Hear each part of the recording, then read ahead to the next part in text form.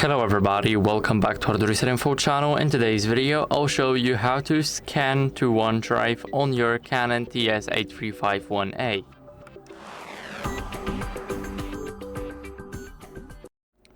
So first, what we want to do is go over to the Canon Cloud Printing Center. As you guys can see, the site is cs.c-ij.com. Now we need to select OneDrive, and here we can basically scan to OneDrive by clicking on scan.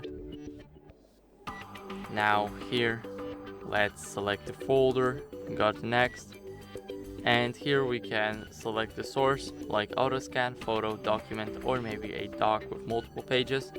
Here we can also change the orientation from portrait to landscape and the other way around. And after that, if you've got some paper inside, to scan it, then simply click on scan and you should be all done. So that's it. I hope this video helped you, and if it did, then leave a like, sub, and a comment, and I'll see you in the next one.